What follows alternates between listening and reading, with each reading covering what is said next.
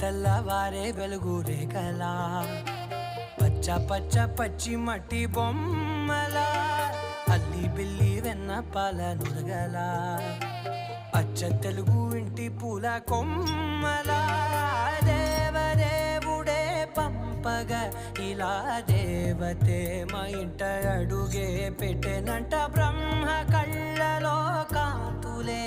మా అమ్మలా మా కోసం మళ్ళీ లాలి పాడేనంట.